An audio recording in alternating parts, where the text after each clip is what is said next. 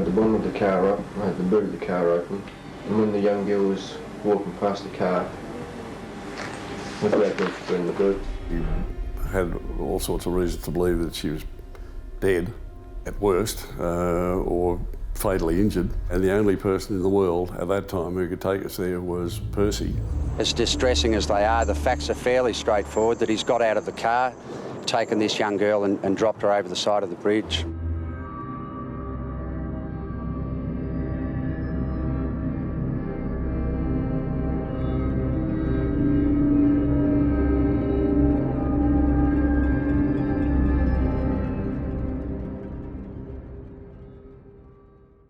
Can't believe that another human being would do that to a little girl or any child. 9-year-old Ebony Simpson has vanished without a trace whilst walking home from school. There's no reason for her not to have come home. You can only assume that something's happened. It's everybody's nightmare, a parent's nightmare, their child being abducted. Ebony, if you're out there, darling, and if you can get home or give us a ring. It's pretty much the worst case scenario. The fate of the schoolgirl will unfold in the most shocking way. He knew where she was all the time. He joined the search party. All that time we were looking for Ebony, and the killer's car is a few yards away. I hadn't heard something as callous as being on the search party to cover your tracks. It disgusts me 20 years later. On the afternoon of Wednesday the 19th of August, 1992, pretty Ebony Simpson disappeared on her way home from school. She went to school, she didn't come home. And she got off the school bus and, you know, she had to walk a couple of 100 yards just up the road. And she just didn't come home. The tragedy that was to unfold would rip through the heart of a family who had moved to the small town of Bargo many years before to start a new life. We'd bought an old farmhouse and done that up. We'd been there about 14 years. We'd chosen to live in the country, and the boys at a country school, and then Ebony came along. So it was an ideal life for children and us. With 2 young boys, Christine and her husband Peter completed their family with the arrival of their daughter, Ebony Jane, in 1983. I remember when I had Ebony, I had 2 boys, and then I had Ebony, and I just couldn't believe I got this beautiful little girl. Yeah, she was pretty special. She was soft, kind, and we were very close. She was just lovely and warm. It was just really nice, you know, a nice way to live. And we moved to the country so that the kids would have a better life, and then this happened to us. The Simpsons built their new life on their farm until everything changed in August 1992. Ebony had a talk at school with the police the day before about stranger danger. She came home and told me. I said to her, if anything ever comes up, you know, in your life, anything happens, you have to come home and tell me, you know. Then, you know, I read her a story, she went to bed.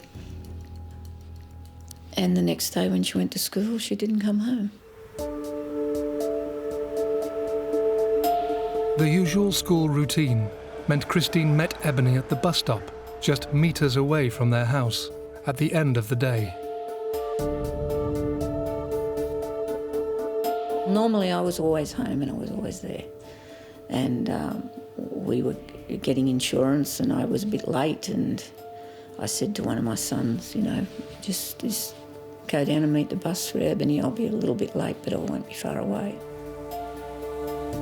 Ebony's school was only 5 kilometers away from the Simpson home. Her bus journey took 10 minutes, and the walk from the bus stop up to the Simpson farm was just 1 kilometer away. But this last-minute change of plan brought a strange twist of fate. His bus was late, and he thought she was at home, and then I came home, and as soon as I pulled up at the house, I knew that there was no shoes there. Ebony's shoes weren't at the front door.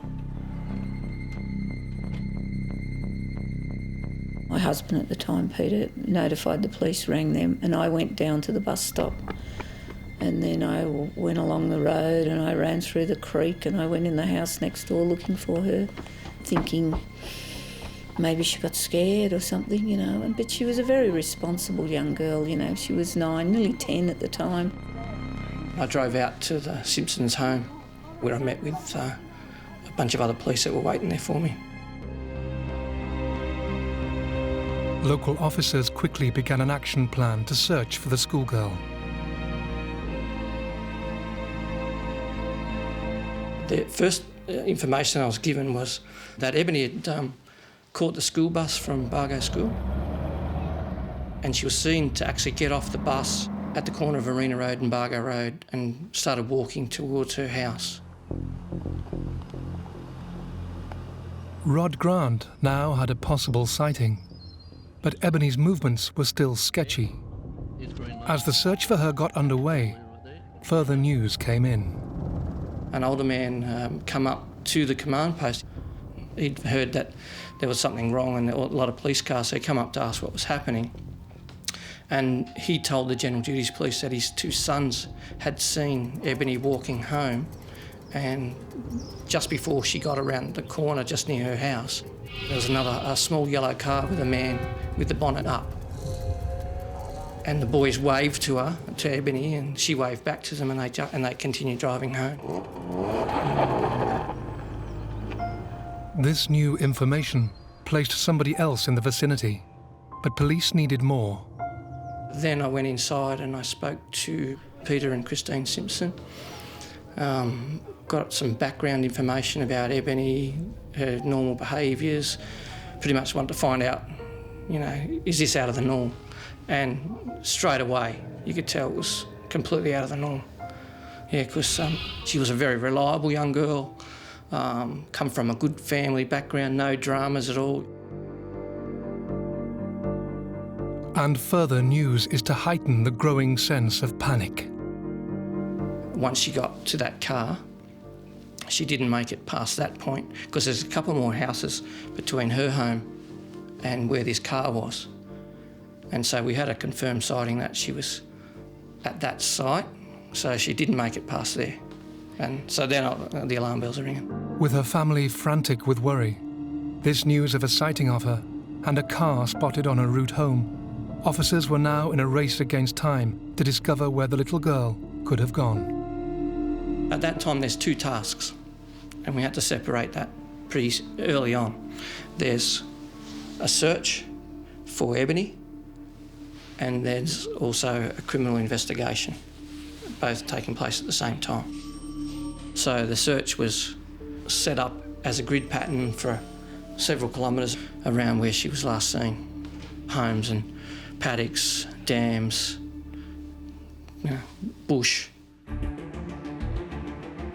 By now, darkness has fallen. News of Ebony's disappearance is spreading through the community and beyond.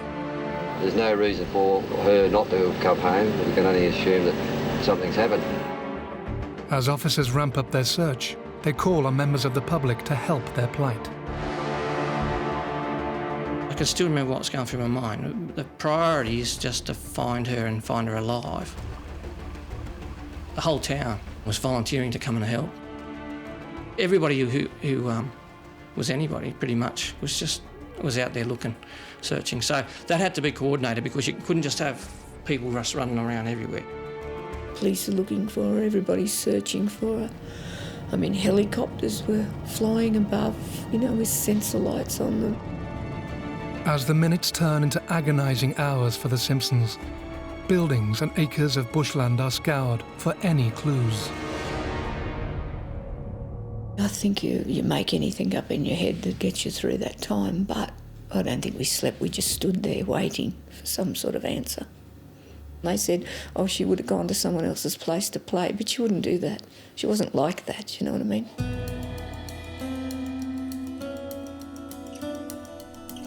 By the following morning, Christine and her family are desperate for news. As more people offer to help with the search, Rod Grant tries to uncover anything unusual during the last few weeks. I'd spoken with Christine back at the house and I said, had she seen anything suspicious? And at first she said, no, she hadn't seen anybody suspicious hanging around. And then I remembered maybe I should rephrase the question.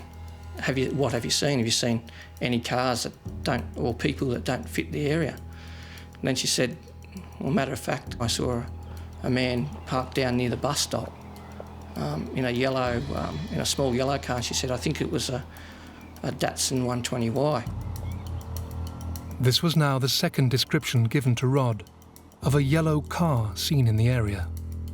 Christine told me she actually saw that car twice. And from the canvass that we did with neighbours as well, that night and the following days, they said that they'd seen a car hanging around for a few weeks, this little yellow car. I thought he was just some young guy and, you know, his car had broken down, and I went down to get Ebony off the bus and went past him, and I remember looking at him and thinking, I'll pick Ebony up and I'll come back around and I'll see if I can help you. This vehicle is now becoming a major focus. Rod is desperate to see if Christine's account of this car is similar to the one seen by the two boys who waved at Ebony just moments before she vanished. I pulled up my notebook and I started talking to one of the boys. He was 13 and his brother was 17. And they started straight away telling me what they'd seen. It was a Mazda 808. The bonnet was up. The man was leaning into the engine bay with something black in his hand. The car's fairly dirty. There's mud splashed up on the near side. And then he said there's patch-up work on it as well. And you can see where somebody has painted. He said it's called yellow ochre. And he told me the name of the colour. And I thought, oh my God, this is so much detail. As a clearer picture is emerging on this vehicle last seen near Ebony, other officers work with her family as the search is scaled up. Detective Sergeant Cole Pateman and Detective Sergeant Steve Foster, they went out to the Simpson household and sat out there with the Simpsons, and they got pretty much a really, really detailed background about, what Ebony was wearing that day, what she had in her backpack, what she had for lunch, all those sorts of details, all the background of the family, is there any problems? The police command post, set up outside the Simpson home, has by now become a focal point for concerned residents, extra officers, and the country's media, all desperate to help. Everybody was given an area to search. In their groups, it was the police, SES, Rural Fire Service, and just volunteers from the community. So they all had areas that they had to go and search. There's a sense of urgency there. People running around and locals walking up to police, how can I get involved, how can I help? People arriving all the time, various specialist units arriving police-wise. A real big build-up right outside the family home. A couple of police that were coming from Campbelltown arrived late to the briefing. They missed the briefing. And a sergeant there, he told them, they said, well, what's the go? What are we looking for? And they said, well, they described Ebony, and we're also looking for a yellow Mazda 808. And one of the guys said to the sergeant, he said, like that car over there. And the sergeant turned and looked at the car, which was parked at the command post, just not even 50 metres away. He said, if that's a Mazda 808, that's the type of car we're looking for. So, alarm bell started ringing again. Astonishingly, this similar car was just yards away. But crucially, the officers cannot jump to conclusions. As they hone in on the vehicle, Christine is asked to describe the man she has seen in the days before. My role at this stage was to do what they call a photo fit, or a Penry ID, based on information that Christine Simpson could provide me with. As you can imagine, she was going through a large amount of emotions at that time, so I had to be very careful with what I did and what I said to Christine. But in the end, she provided me with a brilliant description and a fantastic photo fit that would progress the investigation considerably. What happens next is to be the biggest turning point in the hunt for Ebony so far. We couldn't do anything more with what we had, with what she'd provided me. I walked outside, and as I was walking up to the front gate of the property, my boss came down, and I just said, well, this is what Christine Simpson's given me, and he took a step back and he said, oh, that's the bloke we were just talking to. Wayne had put this picture together at the house. At the same time, the guys realised that we better watch this car and see who comes back to it. They're doing checks on who it belongs to. One of the policemen came back down to our farm and they said, I think the guy's out the front. And they said to me, we want you to come and have a look at the car. And I went up to the front, out the front of our farm, and I had a look at the car and I said, well, it's similar, but I don't know, it's just a yellow car, you know. But the one thing was that when I saw him 3 days before losing Ebony, he was looking into the motor of the car and it was stopped on the side of the road, and it was a Mazda 808 and the bonnet opened the other way. And I remembered that, and that's what that car was. The car has a striking resemblance to the yellow vehicle seen in the area, and the photo-fit picture police have compiled from Christine's recollection now looks very similar to the description given by the boys Rod has interviewed. But officers know nothing more. Time is running out, and they have to act fast. He come back to the car, so they started asking him a couple of questions about the car, where his movements and all that sort of stuff. Then they called Wayne out to take some photos of the car, and he just put this picture together with Christine. Police waste no time questioning the man about his car. He was really compliant, actually. He wasn't evasive in any ways, really. He was fairly quiet. John Rain's first priority was, can you open the boot? And he did, because he thought, well, is Ebony still in the boot if this is the car? He was really compliant, he was really calm. So he didn't really raise suspicions, like he wasn't evasive and he wasn't, trying to avoid helping. Nothing looks immediately suspicious in the boot, but officers know it is essential to get the vehicle to the station for further tests.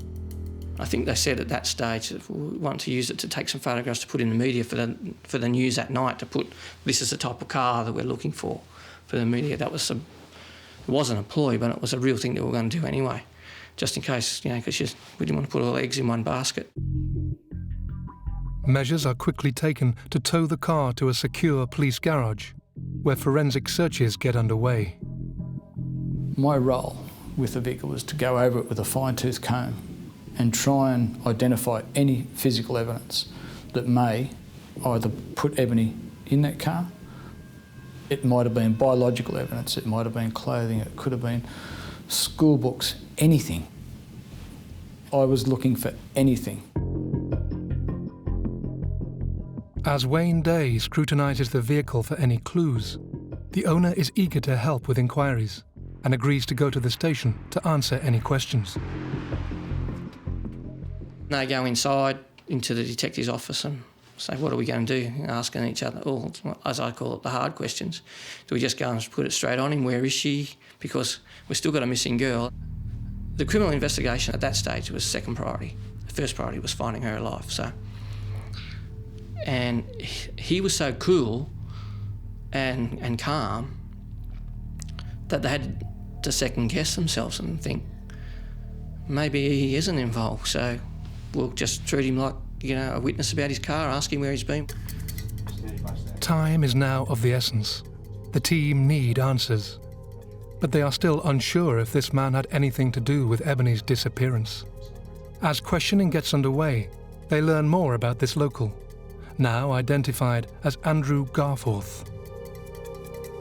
Andrew Peter Garforth, born 5/8/63. He'd only been in the area a few months. He and his wife had moved to the area. Prior to that, he came from Western Australia. So there really weren't any alarm bells about this guy living in the community or being a threat to kids in the area.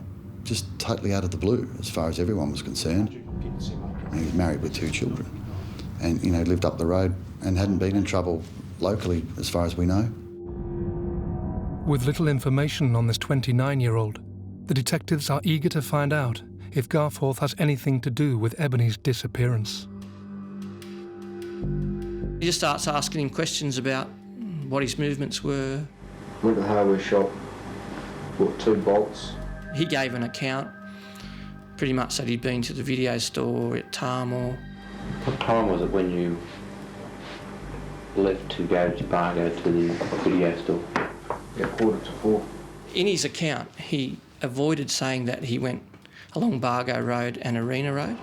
I drove down Pheasant's Nest Road,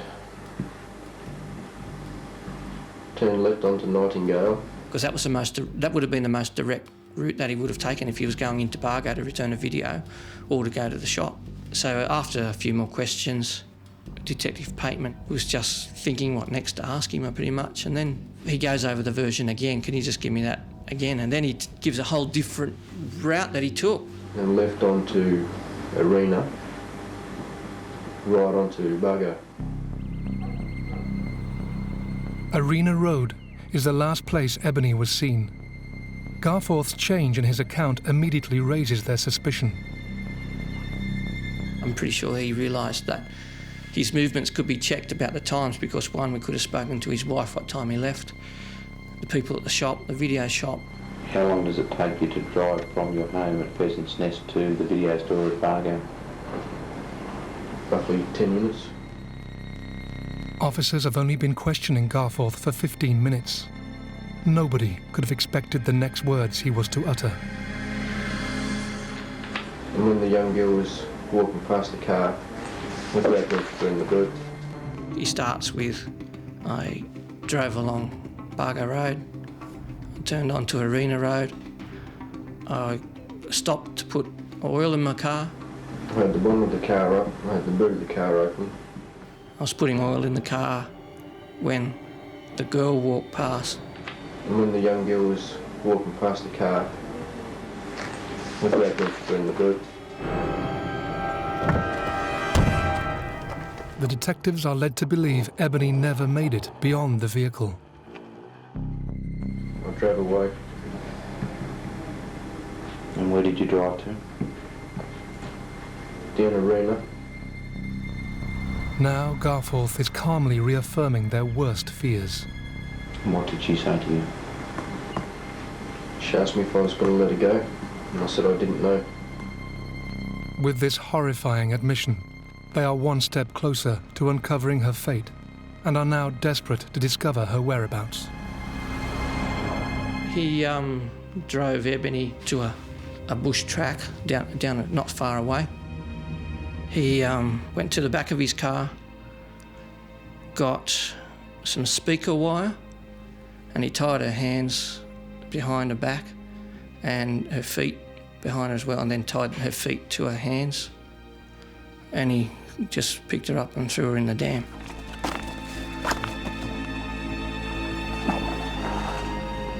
I really don't know what my emotions were at that moment in time. I suppose my main concern is, well, we need to try and locate her in case she's still alive.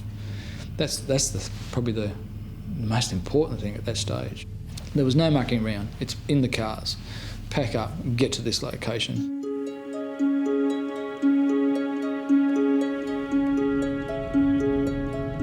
It is now 11 p.m. Ebony has been missing for over 30 hours. The alert goes out to get to the scene of the crime as quickly as possible. With Garforth willing to show officers the location, they rush to just 6 kilometres from Ebony's home, praying they will find her alive. We walked up to the dam, and it's something that sticks with me forever, and I get goosebumps talking about it, is walking up over the top of the lip of the dam and seeing the pink lunchbox floating on the water, and the water was like as still, no wind, no movement at all. It was just like glass.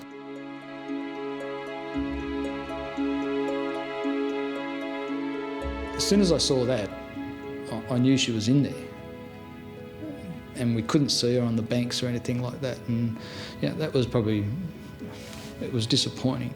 But mind you, with the temperatures in the area at that particular time, she probably wouldn't have survived anyway if she'd been into the water and then come out. She would have been, just the exposure probably would have killed her in any case.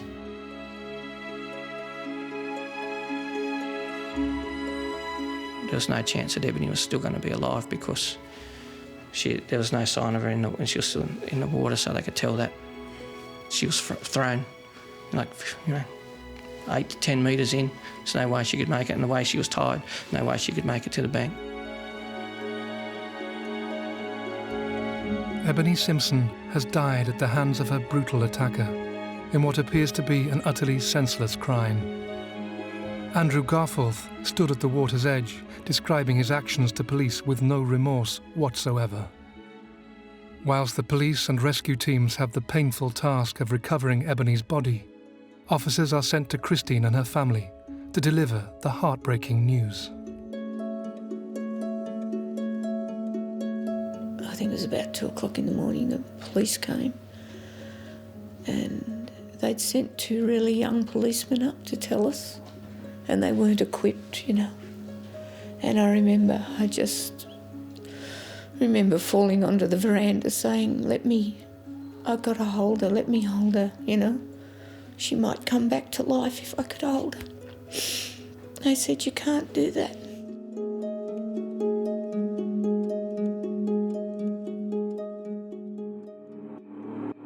Nothing can prepare Ebony's family for the other news that is to follow. In the next interview, he went on that there was more. He actually said that he sexually assaulted Ebony. I took her up onto the bank of the dam, tied her hands and her feet, pulled her pants down around her ankles, sexually assaulted her, picked her up and threw her in the dam.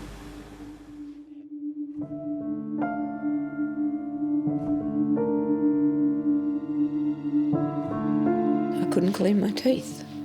I couldn't get out of bed. If it wasn't for my 2 sisters coming and bringing food and feeding my other 2 children and telling me to get up and have a shower and do this, do that, I was a moron, I was a zombie. I just sat and stared.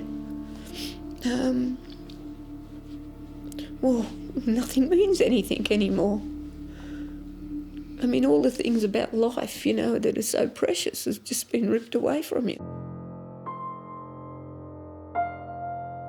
The sexual assault and murder of this defenceless little girl soon shook the whole country and provoked a fierce reaction. There was community outrage very quickly. From the moment the matter was scheduled for court, there was a large gathering of locals were out the front of the court, and everyone was wild, ropeable. Keep looking over your shoulder, buddy.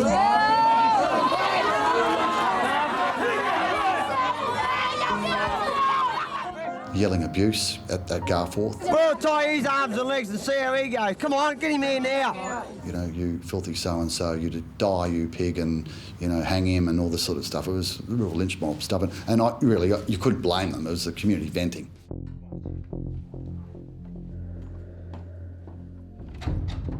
Police waste no time charging Garforth with murder. After this initial appearance, the trial is set, whilst further evidence is gathered, and Ebony laid to rest. The image that will stay with me for life, apart from the facts of the story, but the image that will stay with me for life is seeing that little coffin.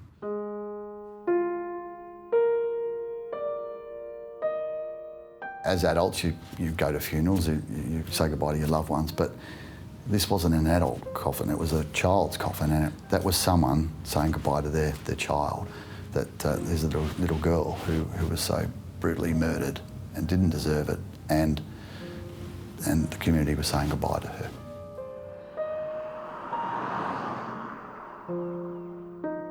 For the Simpsons, their fight is only just beginning. With a trial to face, they are to never imagine the further pain they will endure. This man's raped and murdered my daughter. He's a pedophile. The legal system will step in and everything. No, it doesn't. I believed he'd just get locked up for life, but it's not like that. When we were going to Court Darlinghurst for the sentencing, they said he'd get 14 to 20 years. I said, not acceptable. I said, that's not acceptable. I said, you can bring back the death penalty, lock him up for the term of his natural life, or I'll get a hitman and blow him away. And, you know, I wasn't joking back then, and I'm still not joking today. Garforth's unspeakable actions are hard enough to bear, but additional news is to come to light about his movements after he had brutally murdered the little girl. Perpetrator, the man who'd done this to Ebony, had been up and joined the search party and walked all over our farm, and he knew where she was all the time. They filmed the briefing taking place, and I still remember the footage of Andrew Garforth standing smack bang in the middle of all the people. And there's, I don't know, probably 50 or 60 people standing there having their briefing about to move out to where they were going to search. He was just standing there, standing smack bang in the middle of it. He joined the search party. I mean, when I think of that today, it makes me nearly sick, you know. We were looking after the person who knew where she was and had already killed her. How callous can you be to murder a little girl like that and then pretend to search for her? Obviously, it's come out now, or suggested that his Garforth's wife convinced him to join the search party, do the right thing, do the community thing, and, you know, he's masqueraded as a searcher for his own victim. That's just unbelievably callous.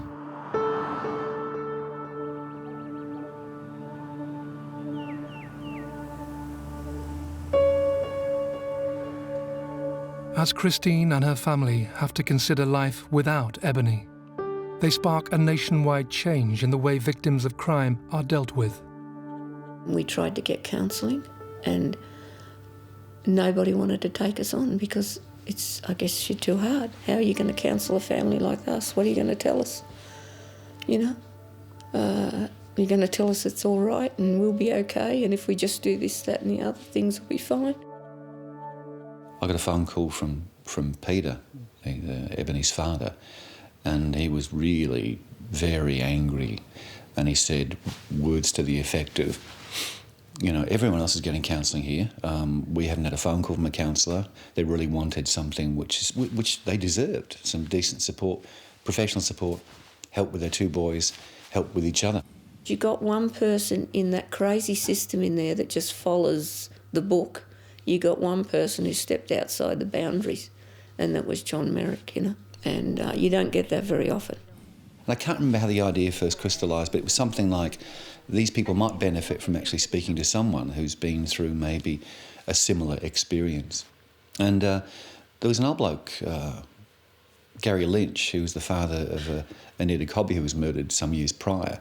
So he introduced us to Anita Cobby's parents, Gary and Peg Lynch, and John and 4 other social workers from Glebe, Coroner's Court, and we got together, and that's how the Homicide Victim Support Group was started.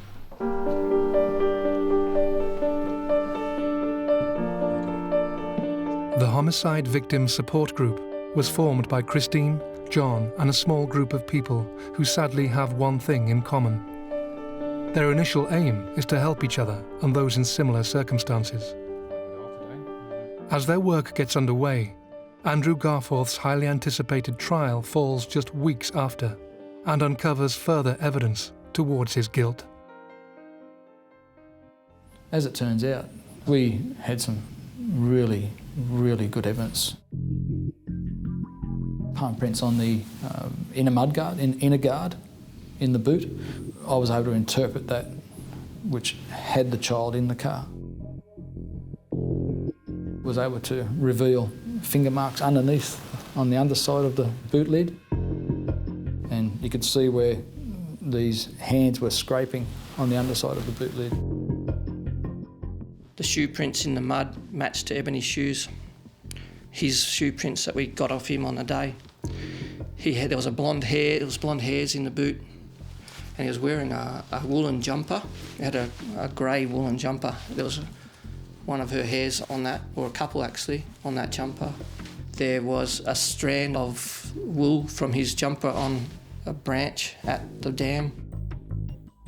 There was DNA evidence that we obtained from Ebony's body. All of this extra detail is hugely compelling and weighs heavily in favour of the prosecution. But Garforth himself makes no attempt to plead his innocence. We didn't need to use all that because he pleaded guilty straight up, pretty much straight away. He pleaded guilty straight up, and he was given life in jail.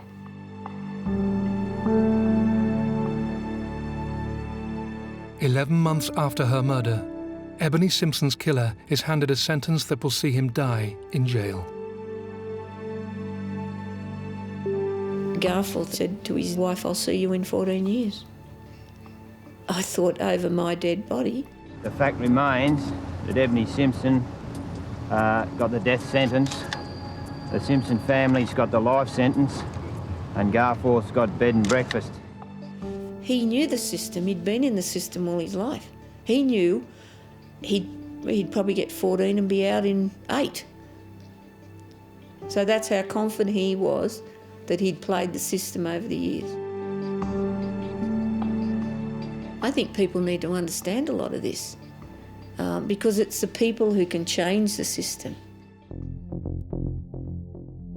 Garforth is familiar with the law, having previous convictions in other parts of Australia for minor crimes. This time, his sentence will match the severity of his crime. He was one of the very first people in New South Wales to get life meaning life. In the past, life had meant 20 years or so, but here he was one of the first ever in New South Wales to get the newly legislated life meaning life, and without a shadow of a doubt, and there was not one person in New South Wales, I suggest, that thought he wasn't deserving of it.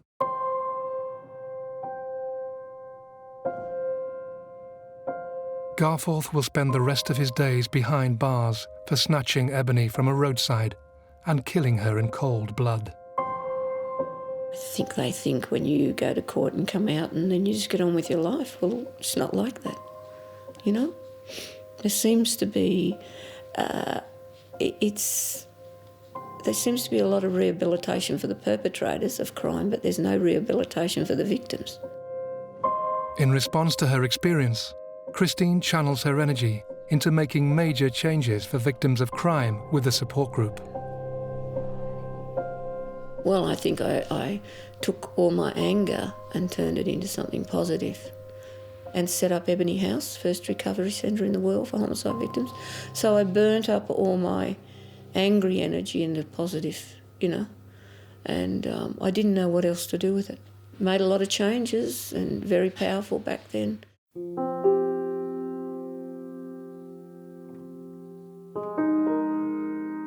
As a tribute to Christine's daughter, in December 1995, Ebony House is opened for anyone affected by the murder of a loved one, as a place to be able to grieve in private.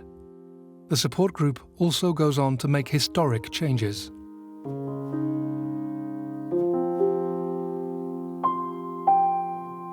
Police are being taught now at the academy by the Homicide Victim Support Group and other folk how to best respond to families, what to say, what not to do, you know, correct procedures. Now that was a real change. Police are very involved and intertwined from the outset with the families and providing them information, updates, details as well, without compromising the investigation as well, without giving stuff away. We've had sentencing submissions and victims' impact statements have made a huge difference as well for families because they feel as though they can be listened to and explain in very personal terms what the murder has meant to them. I don't think you can make great changes if you haven't felt the pain. It's the pain that drives you. You can feel empathy and try to understand, but you can't feel that power of that wanting change unless it's happened to you.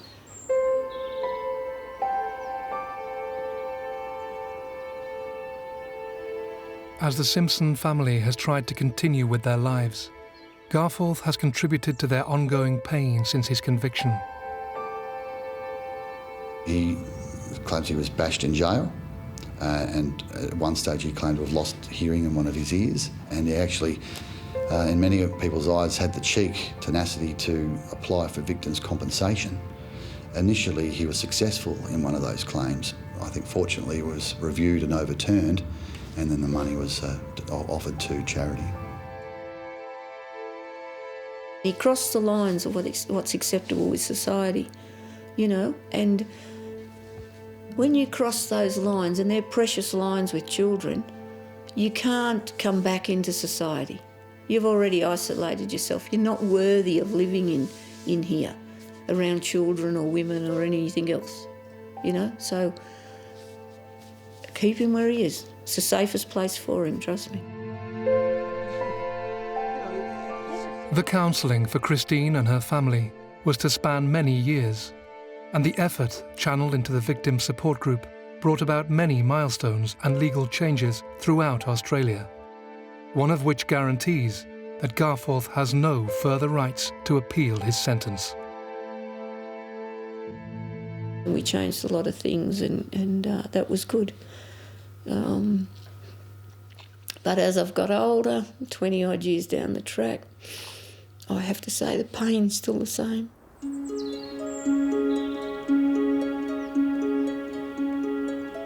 I'm happy with what's been done, but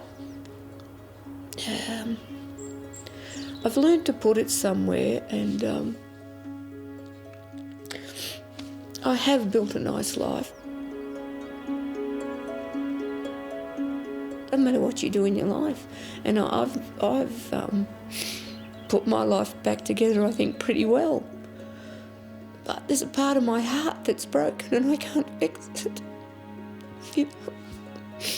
And it doesn't matter how many years go by, how much I talk about it, I can't fix it.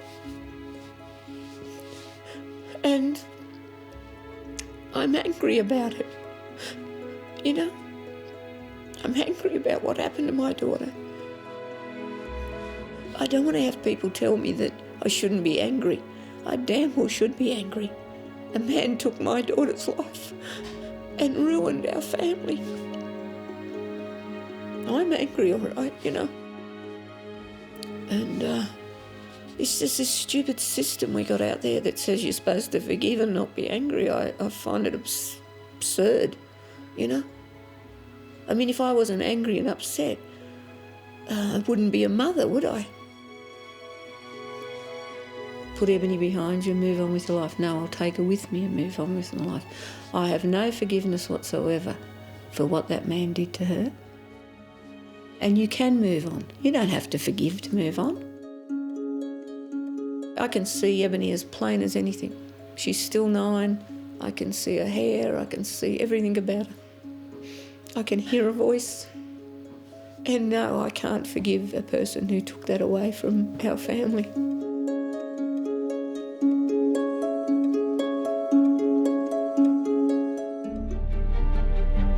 Dereky Percy is an Australian criminal vilified by every person who knows his name. Police have spent the day interrogating the man they believe is responsible for some of Australia's most notorious child murders. We're talking about some of the most mysterious crimes in the last century. Percy is a person who has excited a great deal of media interest.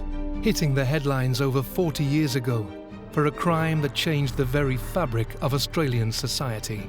His actions and the way he dealt with the young girl were horrific. Maybe it's the first time people started to look at strangers a different way. It was certainly the time when Australia lost its naivety. The graphic murder of 12-year-old Yvonne Toohey was only the start, as more heinous crimes unravelled, directing suspicion to Percy.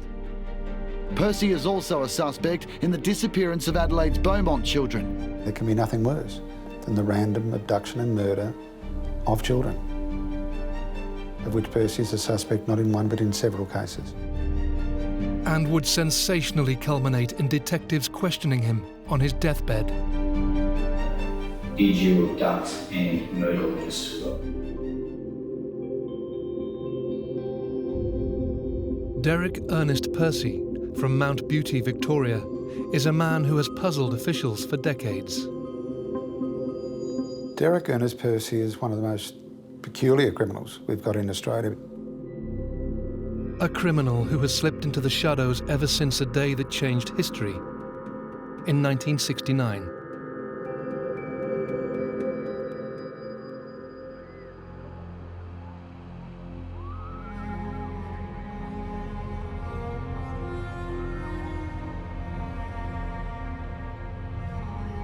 The day, of course, was a Sunday.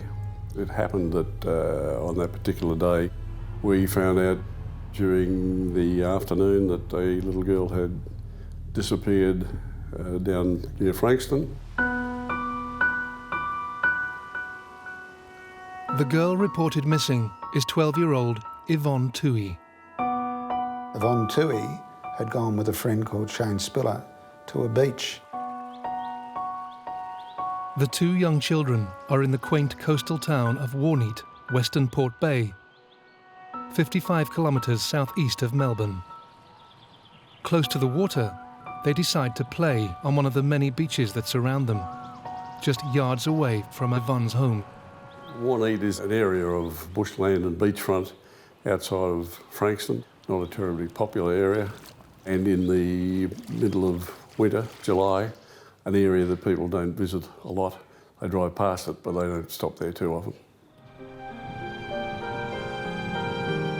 But today, the young friends are not alone on the beach. As they innocently play, everything changes within seconds. Shane was with the little girl Yvonne when a fellow approached them, grabbed hold of Yvonne and insisted that Shane come to her rescue and threatened that if he didn't come over that Yvonne would be injured. As the children stand terrified, the stranger tries to also snatch Shane. But the little boy reaches for a small axe he has brought with him. He was astute enough to pull a little tomahawk out of his backpack and run off. Shane Spiller flees to get help as his friend is dragged away and into a nearby car. He signalled down a passing motorist, so he was able to provide a good deal of detail, which is pretty smart for a child under those circumstances. The search for the vulnerable little girl is now paramount. Officers are relying on Shane and any other witnesses to stand a chance of getting to Yvonne. He was able to describe the guy, he was able to describe the car. When Shane was asked about the car, the most significant thing that he was able to tell us was that there was a Navy sticker on the back of the car. He was able to tell us what colour it was, he was able to tell us it was a little station wagon, and with the aid of the other passers-by, they were able to give us a colour, and it was described, I think, as a Hillman. Somebody else was able to provide that it had New South Wales plates on, and being in the state of Victoria, of course, that made it much more meaningful. Other witnesses were in the same area, so the car had attracted some attention. And one particular witness provides information that indicates the abductor is planning to take Yvonne to somewhere secluded. He came forward and he described having seen a car being driven erratically along a dirt road in that area. Officers widen their search for the sighted vehicle. As each minute goes by, they fear for Yvonne's life. I guess it doesn't become much more pressurised than in being told that a 12-year-old girl has been abducted from the beach. Nobody knows where she's gone. She was last seen by a little boy who saw a man holding a knife to her throat. So in terms of pressure, in terms of doing what you do as a policeman, it doesn't get more meaningful than that. As an extensive search begins, Yvonne's friend Shane and other members of the public provide crucial information, and one clue in particular proves to be invaluable. There are a lot of people who did a lot of right things on that day, not the least of them being the little boy. The passers-by did the right thing. The first police to attend did the right thing. The first police to attend went to Cerberus because of the sticker on the back of the car. Cerberus is a naval base 35 kilometres south of Warneet. The little boy was able to tell police that he saw a little Navy insignia on the back, so the police went to the nearby Navy base. The sticker that Shane has described on the abductor's vehicle could be an essential clue in finding the perpetrator who has taken his close friend. Officers rushed to the location 30 minutes away. Yvonne has not been seen for hours. As they arrive at the base, they discover something that will alter the whole investigation. When the police first arrived at Cerberus, they quite quickly, with the aid of naval police, found the car that had been described. But the officers need to be certain it's the same car they are looking for. People, including little Shane, were able to go to the naval depot and pick out the car from the many, many cars parked in the car park at the naval depot. It was not at all difficult for the naval people to identify the owner of the car. They had the records well compiled. The owner of the orange estate car is Dereky Ernest Percy. As officials try to locate him on the base, his vehicle is searched for any possible clues. He was a 20-year-old naval trainee. He was an electrical fitter, I think. The naval base at Cerberus is a major naval attachment. It's where young naval officers go to be trained to take on their role in the Navy. And Percy was a cadet naval officer. It is now vital for officers to get to this cadet immediately to find any information on Yvonne's whereabouts. They did look to get Percy to the office by piping him, I think was the expression, and he didn't respond. So they went to his barracks, and his barracks mates told the police that he was down doing his washing. When the police get to the laundry facility, they make a very alarming discovery. That's where he was when he was apprehended. He was washing his clothes. They went in. A senior officer tried to stop them, but they burst in and they found Percy cleaning his blood-soaked clothes.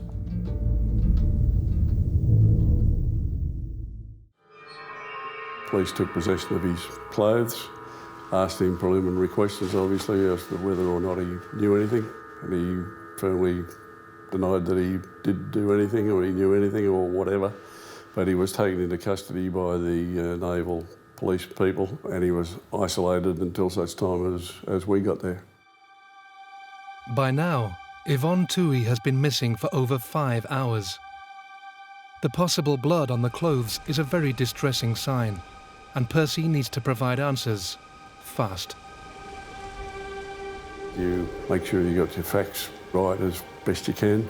Make sure you got whatever exhibits are available to you at that time as best you can.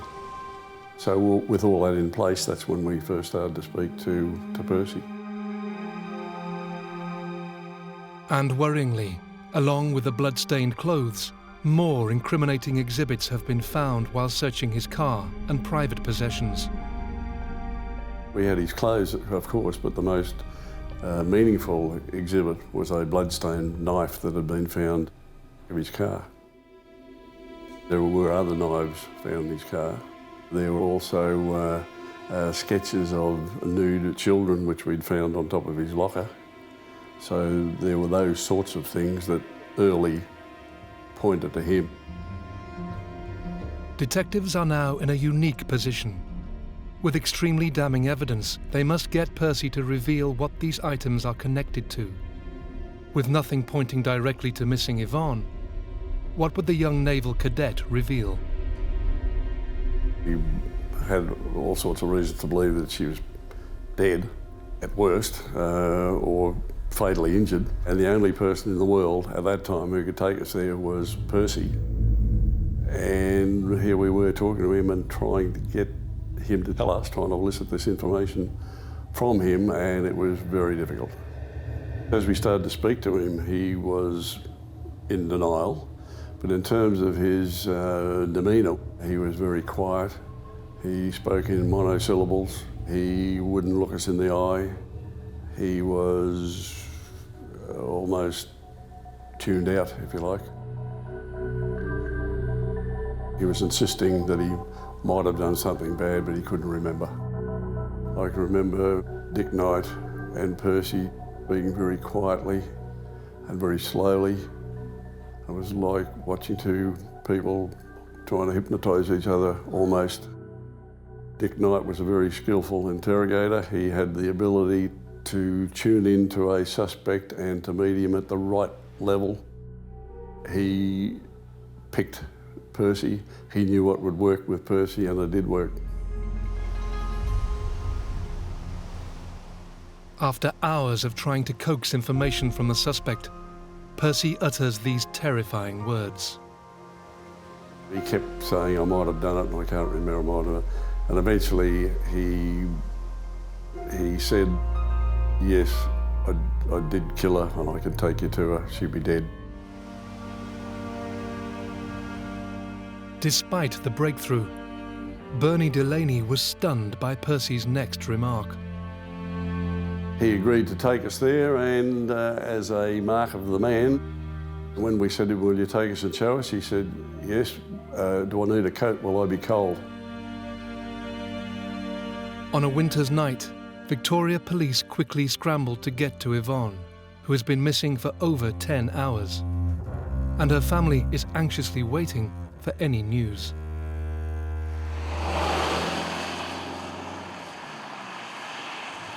We had little idea of what he'd done at that stage. So we went to the scene with forensic people, photographers, with an officer from the Navy, with our own inspector. When we got there, Knights insisted that only a couple of us go to where the body was because we didn't want to disturb the scene. So Percy simply took us to where the body was in the headlights of the car, and he showed us the body of the poor little girl stretched out on the wet ground. She was bound with her hands behind her back. She had a gag placed in her mouth which was tied in with a rope. She'd had her throat cut from one side to the other, and she'd been disemboweled. He was pretty matter-of-fact about it all.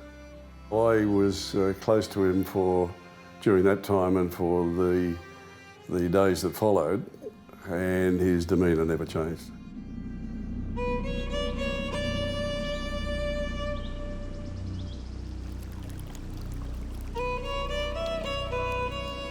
The details of this unbelievably sadistic crime are hard to absorb.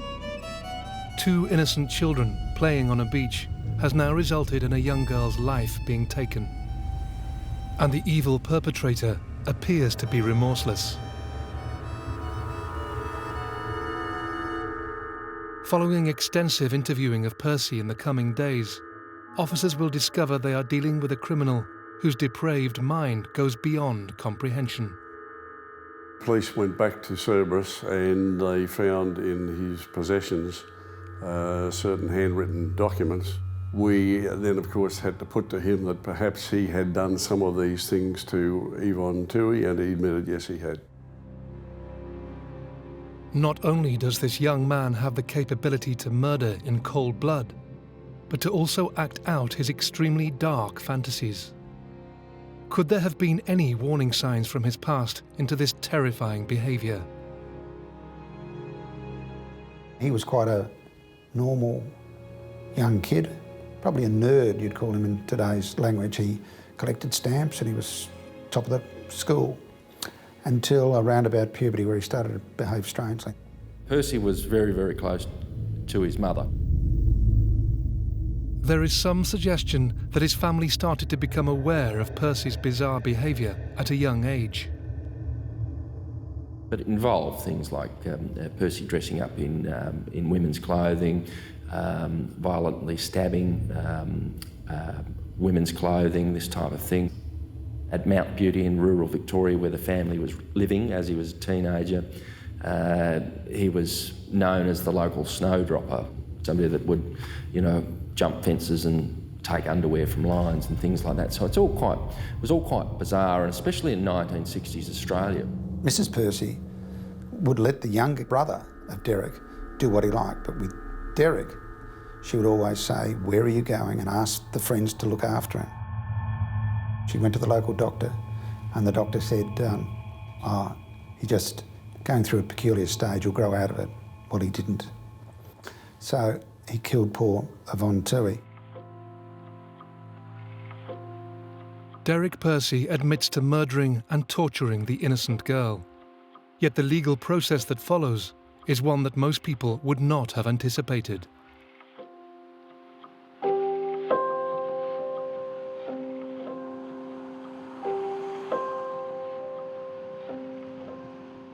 He was put before a jury of 12 peers, and the trial began. He was charged with murder. He'd pleaded not guilty on the grounds of insanity. The only defence that could be run for Dereky Percy was the defence of insanity. That is, that at the time of the killing, he was insane within the legal concept of insanity. And by the time I came into it, it was pretty clear that there had been a number of psychiatric opinions which confirmed the fact that he was insane at that time, in their opinion. And so I took the trial on the basis that's how it would be run. Percy is assessed by a number of psychiatrists to determine his mental state. There was a tremendous amount of material available to them because of his past history and his behaviour and the diaries that he kept. All of that was horrific stuff, but it was very important for the psychiatrist to examine all that. So there was a lot of psychiatric material. All the diaries and all his descriptions were all exhibited and read to the jury, and it was pretty horrific. In fact, my memory is that I think one of the jurors fainted during the opening address by the prosecutor. It was a shocking case. At least, from memory, 2 or even 3 psychiatrists expressed the view independently of each other that he was insane within the meaning of the law.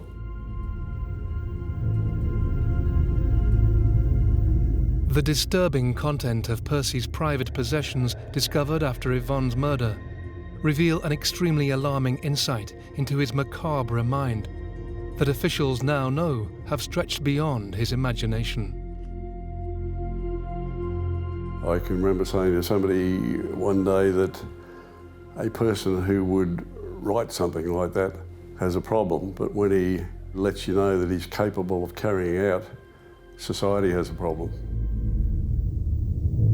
The content of the fantasies Percy has written down are too graphic to detail, but one obsession shows the extent of his depraved mind. He had a fascination with his own faeces, and what made him even more unique was the fact that he involved his victim in that fascination. And a number of psychiatrists have said that in world terms that's very unusual for a person who's a coprophiliac to involve their victims in that predilection. It just shows how unique he is in world terms. This is just one aspect of Percy's psyche that leads experts to believe he is not of sound mind. In this case, there was no rebuttal evidence. No psychiatrist was prepared to say that he was not insane, in other words. Percy may have fully admitted to murdering Yvonne, but the outcome of this unprecedented trial marks a unique point in Australian criminal history. The jury deliberated for quite considerable time, but finally came out with a verdict of not guilty on the ground of insanity. In those days, the result was that he was to be detained at the governor's pleasure. That is not a life sentence. it can be reviewed. And there have been a number of cases where people who've committed horrible crimes because of mental incapacity or psychotic episodes have effectively been cured.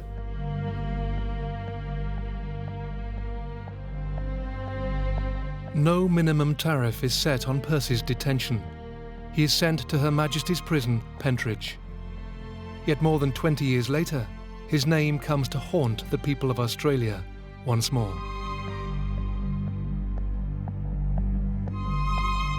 So Percy's in jail and that's where it would end, except for a young policeman by the name of Wayne Newman, who was given the job of just fixing up an old inquest brief for a little girl called Linda Stillwell, who had gone missing from the St Kilda beach in the late 60s.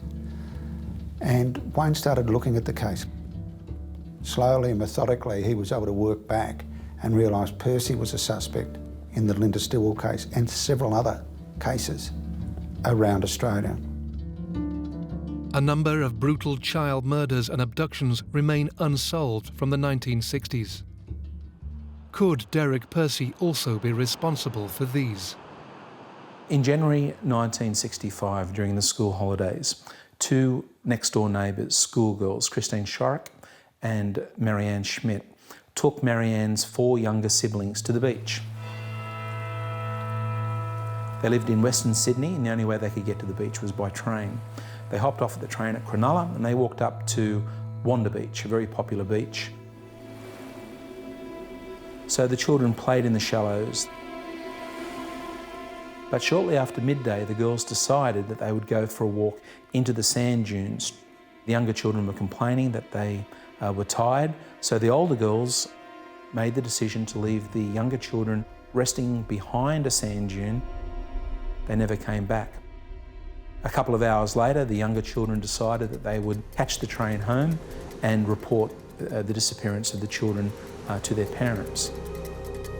The tragedy unfolded the next day when the girls' bodies were found buried in a sand dune by a young man, a passerby, and the 2 girls had been badly assaulted, sexually assaulted. New South Wales police question over 10,000 people in one of their largest investigations. Yet still, to this day, nobody has been found guilty of the girls' murders. It looked to be completely a random attack. But why did the girls go into the sand dunes? They had been to that beach the week before. So police thought that they may have met somebody and agreed to meet up later that afternoon. They were seen with a 16-year-old boy. Now, whether or not this boy was involved, he's never come forward, he's never been identified as a suspect, but he does remain the person most likely to have been involved in that crime. Officers compiled an identikit image from witnesses at the time and compared it to a photograph of Percy, who was 16 years old, and also had a connection with the area. Would Percy be a suspect in that matter? Certainly. In fact, you'll find that he had a relative who lived very close to the station where the Wanda Beach girls hopped on to go to the beach.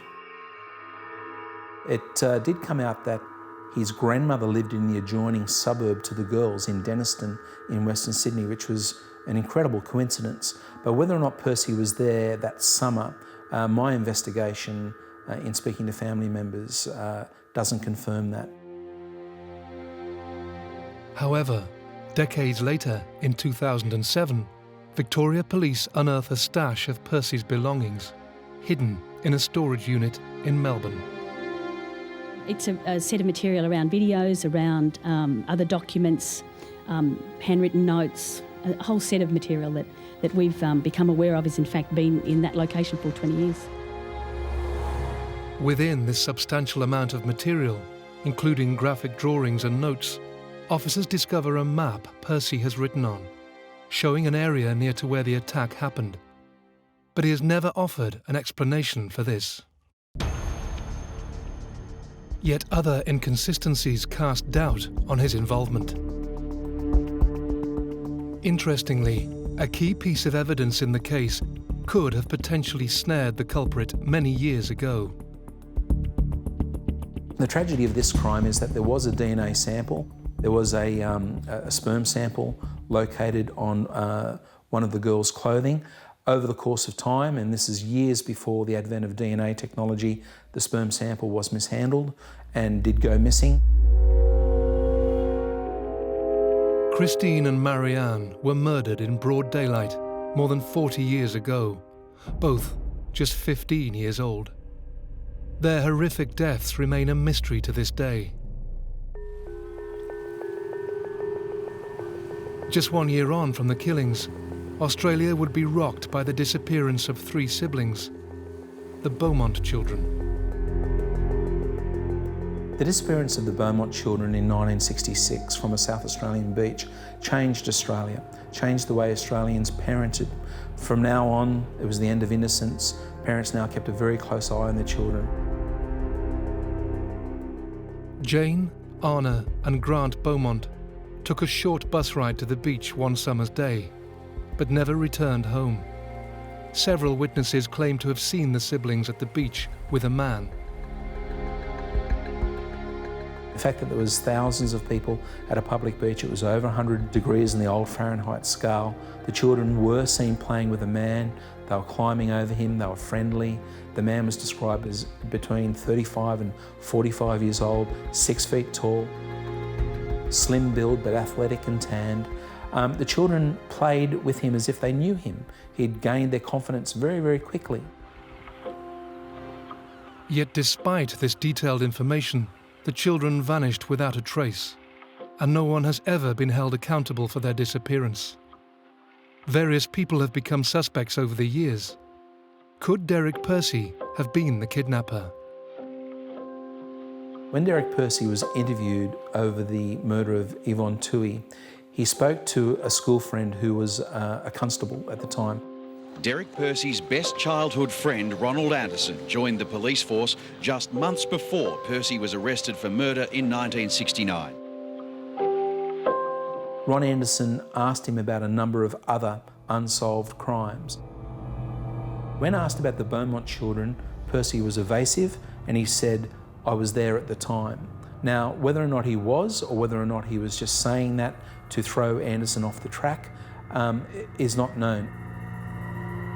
During the course of that summer, the children had been to the beach a number of times with their father.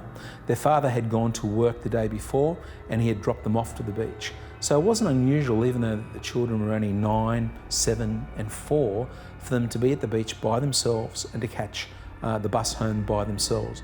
So this person who did take them from the public beach had gained their confidence either within an hour or two, or maybe over the course of a number of visits to that beach over that summer. Yet the man described by witnesses was middle-aged. Dereky Percy at the time was 17 years old. Despite various leads over the years, the fate of the 3 siblings remains a mystery all these years on. South Australia police still keep the case open.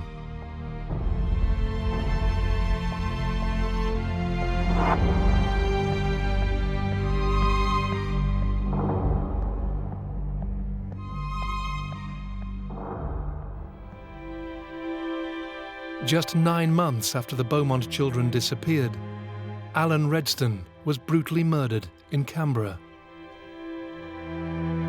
Alan had been tied with a rope and strangled, and his body dumped into a local creek.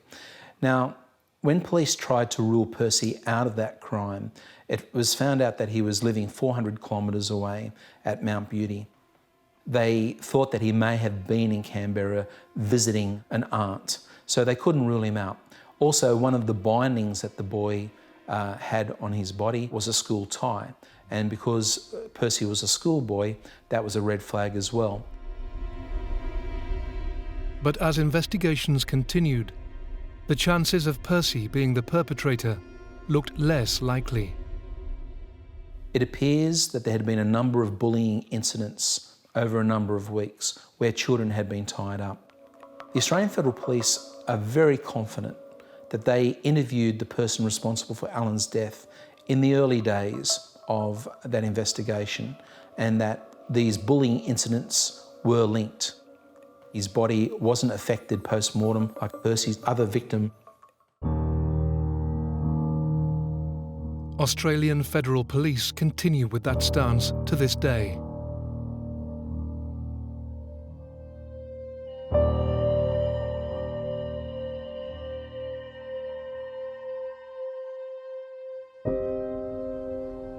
The violent murder and mutilation of Simon Brooke 2 years later, however, does bear some hallmarks of a crime Percy could have committed.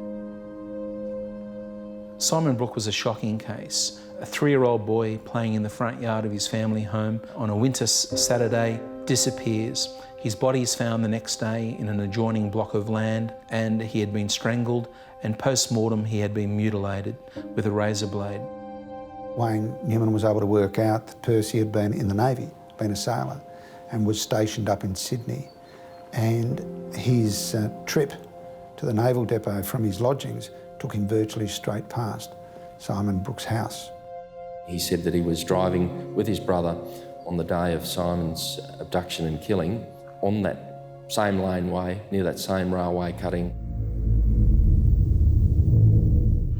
I found out that there was a boys' home a number of streets away from where Simon Brooke went missing. It's quite possible that the person responsible was scouting for victims among the boys' home when he came across little Simon Brooke playing in his front yard. The reason why Dereky Percy has been associated with this crime is because he was stationed in Sydney at that time. Wayne Newman and his colleagues at Victoria Police spent years reviewing the tragic case of Simon and built up a compelling link to Percy. A very detailed inquest brief went before the coroner. The coroner recommended that brief to the Director of the New South Wales Prosecutions, the DPP, and the decision was made not to pursue that. There was not enough evidence to lay criminal charges in relation to that matter. So that was certainly a case that we thought that Mr Percy was strongly linked to. Percy was a fella considered unfit to plead. Doesn't matter what you find out about him, he won't be charged.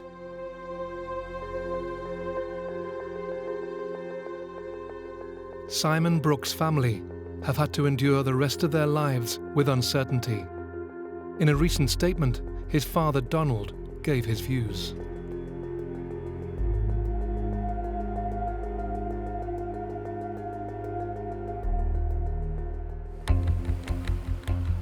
Just 3 months after the murder of Simon Brooke, 7-year-old Linda Stillwell is abducted just yards from her house in St Kilda. What connects Dereky Percy to this crime? We're talking about a very naive place in the 1960s. Kids were allowed to go out and play and come back at dark. And the little independent girl went across to the beach to play, as lots of kids did, but she didn't come back. After playing with her siblings, Linda chose to stay near the beach while her brother and sister went home. When they went back to find her, she had disappeared.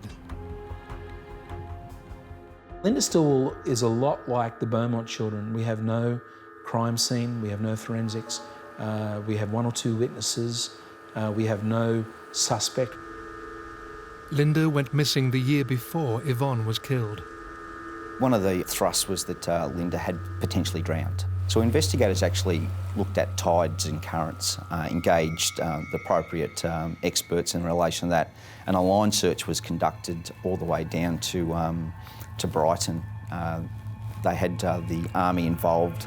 They were probing the soil and the sand just to see whether or not a little girl had been washed up. Detectives went door to door, just really to see whether or not had she run away, whether she'd got herself into sort of like any confined space that she couldn't get out and passed away there. They went to the extraordinary length of boarding all ships docked at St Kilda and down in the bay at the time to see whether or not Linda had been taken on board any of those ships. Despite all of this, police officers at the time drew a blank. Dereky Percy was not even known to Victoria Police or any other law enforcement organisation at that stage, so he certainly wouldn't have been a person of interest at any stage back at when Linda originally disappeared. Yet years later, when Wayne and his colleagues opened the files once more, they spotted alarming factors that could make Percy a suspect. The thing that worried investigating detectives in regards to Percy was that he was on leave at the time, he was in the area, he was active, he committed the crime against Yvonne Toohey only 8 months later, and so he had a high propensity to be involved in that case. A couple of witnesses said that they saw a man with a dark complexion. That may have been Percy, we're not sure. Certainly matches Percy's height, he had that gaunt face. When initially questioned about Linda, after he had killed Yvonne Toohey, Percy alludes to being in the area at the time. Ron Anderson alleged Percy made comments such as he drove through St Kilda on the day that Linda disappeared, and Ron pursued that and said, well, you know, did you kill her? And he said, possibly, but I can't remember. And I've subsequently interviewed him, and he certainly has not made that admission to me. However, amongst Dereky Percy's belongings discovered in the lockup by police were maps of Melbourne. Is that the atlas that you used to own? Yes. That you own, rather? Certain areas, in particular St Kilda, where Linda was last seen, appear to have been drawn on. But when questioned, Percy hasn't shed any light as to why. Do you recall making the markings on the map?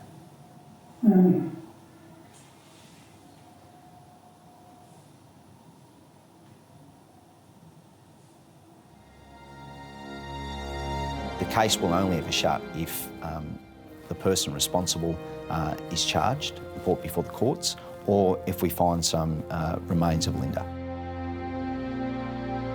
The little girl's family have battled for Percy to be forced to give evidence for many years, at one point resulting in an astonishing story that hit the headlines. Percy was pursuing costs against Jean Priest for the court action, and in the end, fact is stranger than fiction sometimes, and we wonder if we have a justice system, but the courts found that yes, indeed, Jean Priest, this grieving mother, did owe Dereky Percy, an imprisoned man, a killer, somewhere in the order of $80,000 in legal costs. And fortunately, the Attorney General in the state of Victoria, Robert Clark, stepped in. The unbelievable action never stopped the family's fight.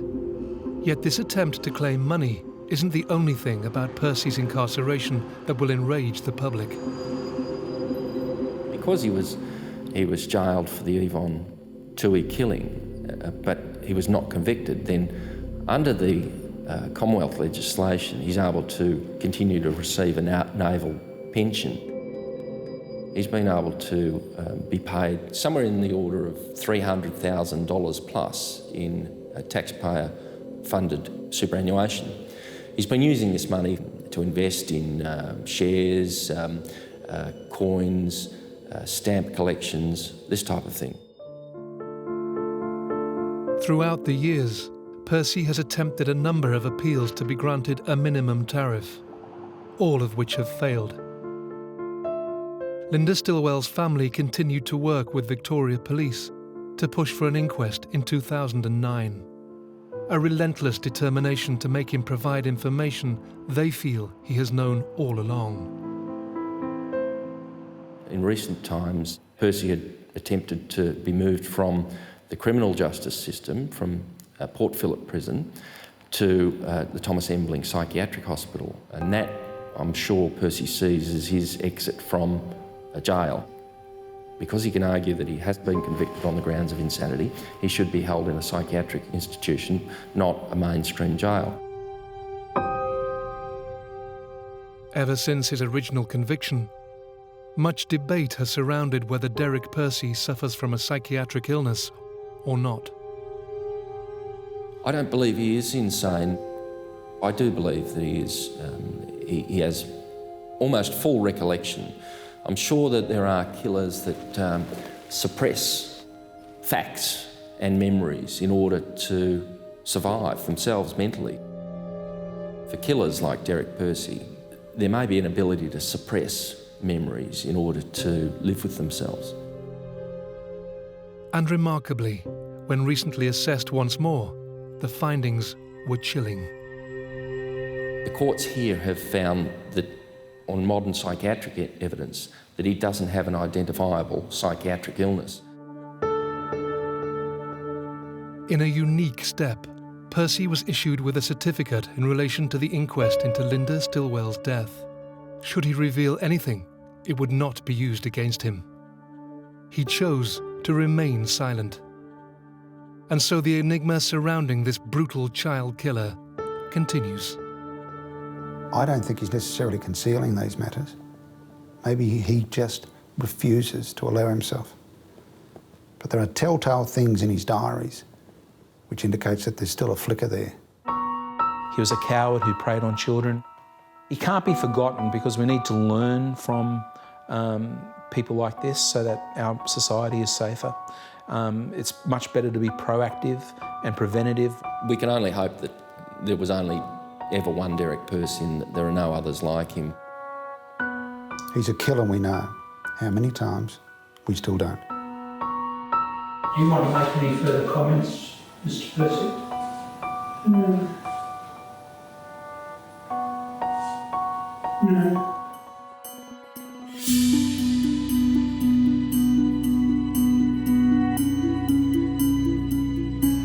A hot summer day in Melbourne, and commuters on the Westgate Bridge are left stunned by a senseless act of violence.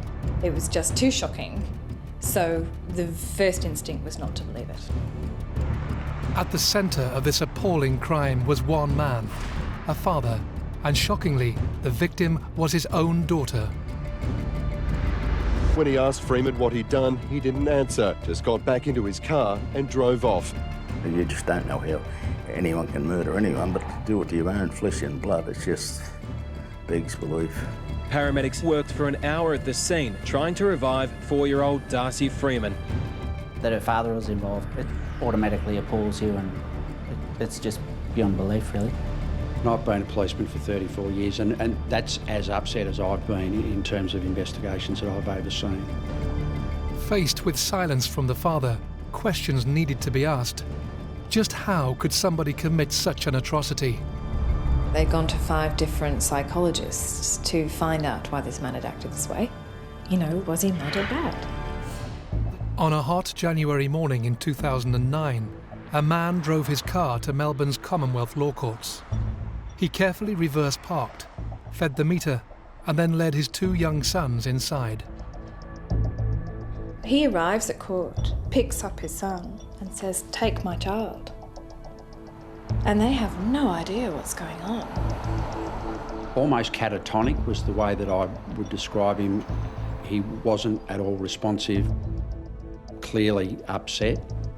And he's standing, looking out, and his boys are at his feet, and he's shaking, and he looks like he's sobbing, but you can't see his face. And all his staff are milling around him. And I cannot get that image out of my head.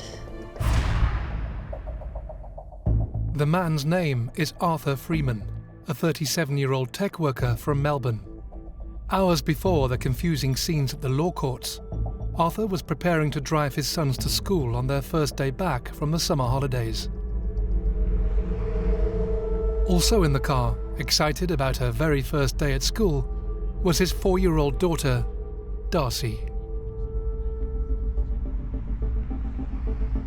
It was Darcy's first day at school. That excitement, especially in the middle of summer, a hot morning, and they were coming from a family holiday, so Darcy's dad was to drop her off for school that day, so there would have been that air of excitement. Darcy Freeman was 4 years old, described by family members as a determined and strong-willed young girl. She was especially close to her 2 brothers. In 2009, Darcy's family was in a state of turmoil, with her parents Arthur and Peter divorced and locked in a bitter custody battle. The day before, Freeman had his access to his children reduced by a court. It appears that Darcy's father was quite angry about that outcome in terms of his access to his children and in terms of financial settlement. So he'd left the house and his dad had been, "You're really emotional, I'll drive with you." And he'd said no. He now has to live with not getting in that car for the rest of his life. With his 3 children in the back of the car, Arthur Freeman made the 130-kilometre journey from his parents' holiday home in Aries Inlet to Melbourne. The plan was to meet his ex-wife, Darcy's mum, at the school gates, so she could hand over a school uniform ready for her first day. He'd driven from his parents' place down near Geelong. He'd stopped the car at the top of the Westgate Bridge. A main commuter link from the southwest of Melbourne, the Westgate Bridge is an iconic sight across the city. It's got a real history, the Westgate Bridge. It collapsed back when it was being constructed. It's certainly an icon in Melbourne and takes a whole lot of traffic out to the west and from the west into the city every morning. So really high volume, and in the peak hour in the morning, most of that volume is coming from the west and travelling towards the city. Well, any approach into Melbourne on an aeroplane, you can see the Westgate Bridge. It always seems to stand out. It covers the, sort of comes across the river where the river meets the bay, so it's a very long area, and it's, you know, it's visible from just about everywhere in Melbourne. I don't like driving on that bridge. I've never really liked it. It's, you know, it's not a pleasant place to be. It's, you know, it's high up and it's windy, and you only go over that bridge when you have to. Just after 9 a.m. on the 29th of January 2009, as his children played games in the back of the car, Arthur Freeman had made a series of frantic phone calls on the 90-minute journey to Melbourne. As the temperature increased outside, so too did Arthur's stress levels. At the midpoint of the bridge, he made a decision that would have a devastating impact on the lives of so many people. He'd asked Darcy to climb into the front seat. He then carried her to the rail and threw her over the bridge.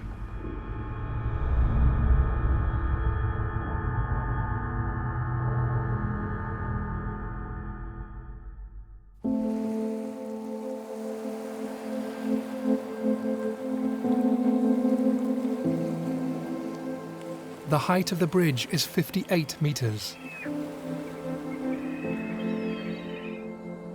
This inexplicable act, carried out just after 9 a.m. during the morning rush hour, was done in full view of commuters. So the witnesses were saying, "I thought it was a doll," or "I don't know what I've just seen." I can't imagine how affected you would be. Hello, I've just witnessed a man throw a child over the Westgate Bridge. Thrown a child, did you say? Yes, blonde hair and a ponytail. Some of them said that they couldn't believe what they were seeing, that they thought it must have been a teddy bear. They just couldn't reconcile it.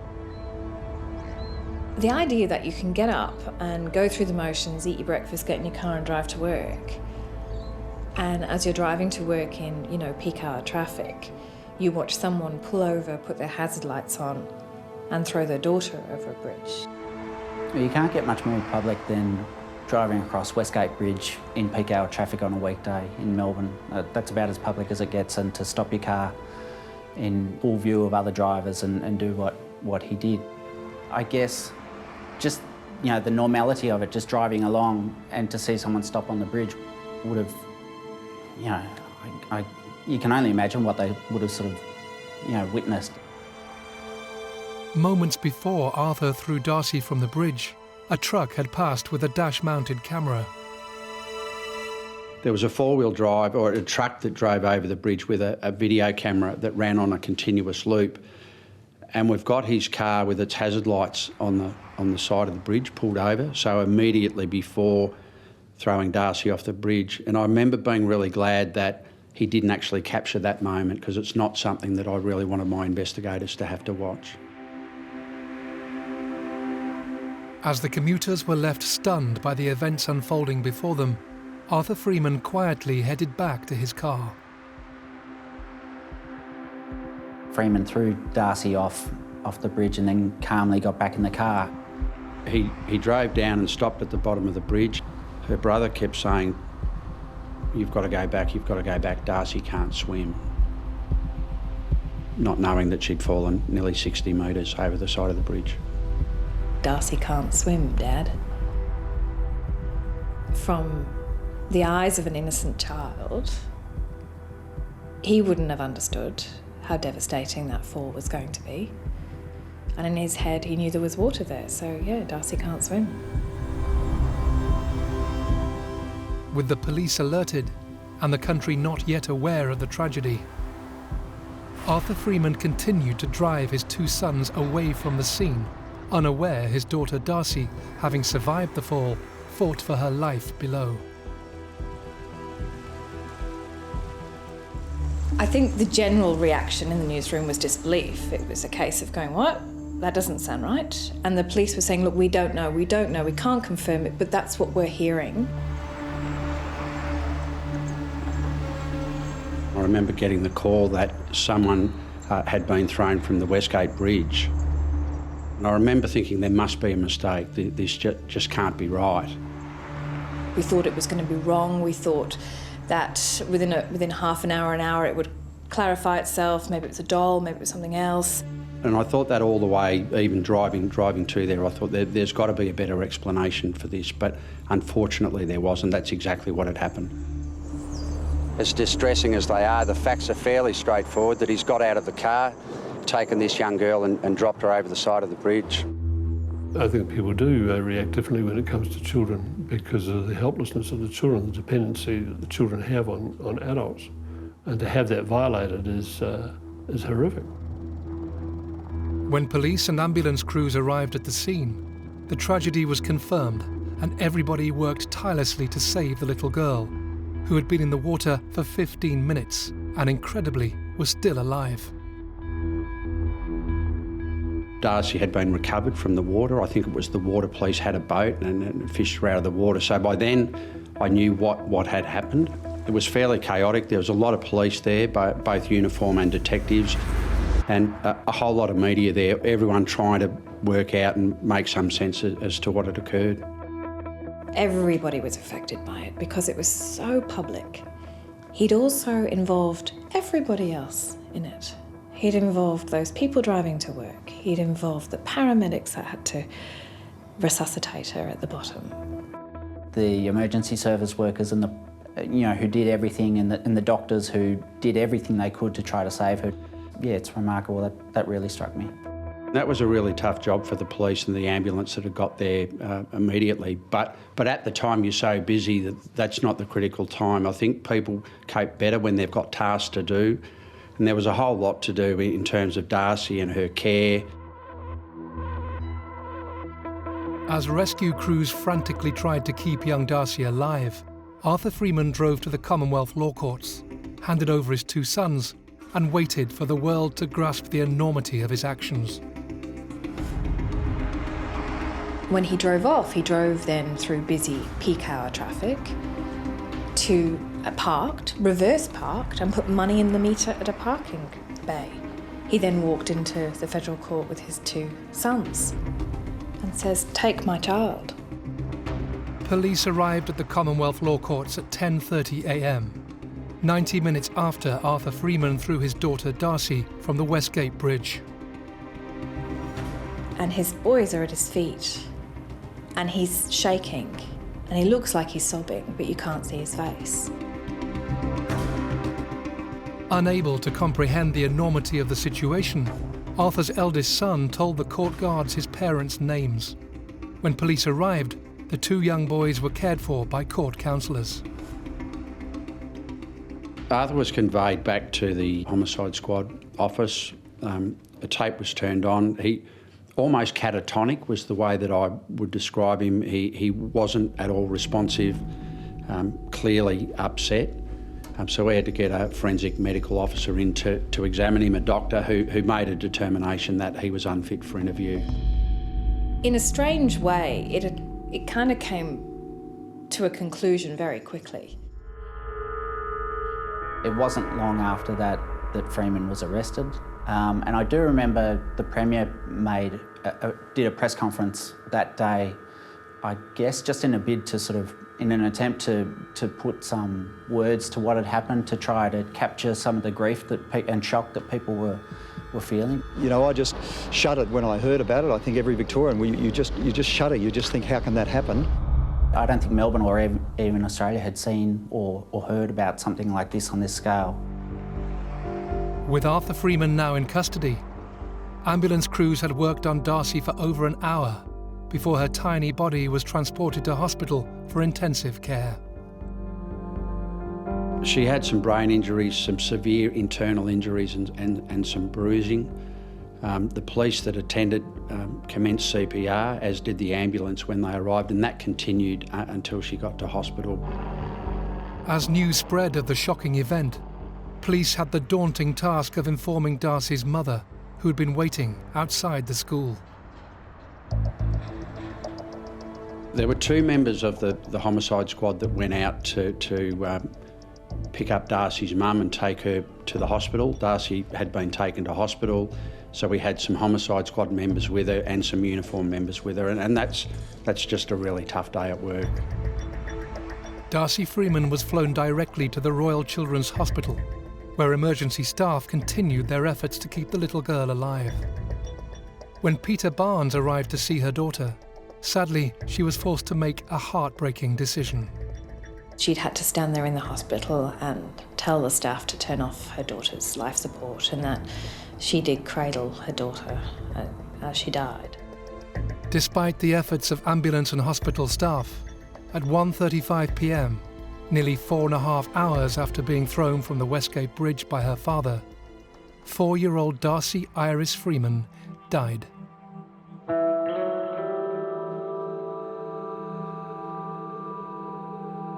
Darcy Freeman was 4. She hadn't lived at all.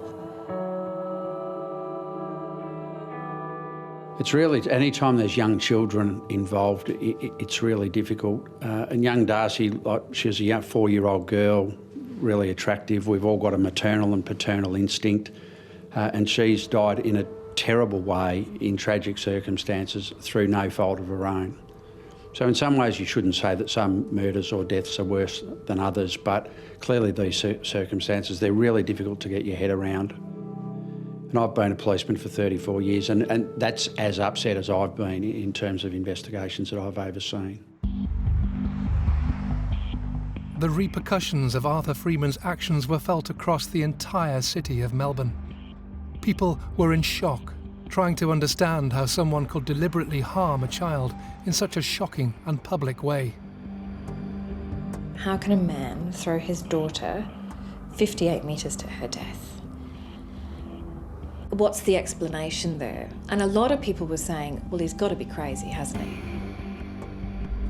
As Arthur Freeman sat behind bars, legal teams and health professionals endeavoured to build a case to comprehend his actions.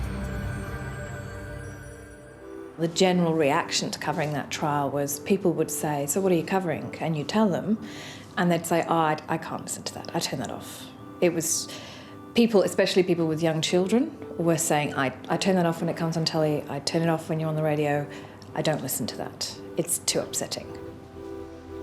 Darcy's name comes up and you can see the shake of their head. People don't want to talk about it. There was just something special about poor little Darcy, you know, and what happened to her and the way it was done. It's just it shocked everyone. As the media converged on the first day of the court case, everyone was keen to see Darcy's mother, Peter Barnes. We'd never seen Peter Barnes. We'd never seen Darcy's mum. And she lived in WA, so she'd travelled over to do this case. We were aware that that was going to be extremely confronting and that this woman was going through a lot at the time. There was a respect in the way the media reported the case, and it's a really difficult situation that they find themselves in because there's a need for the news to get out. It's got a whole lot of public interest, not despite the fact that it's so tragic.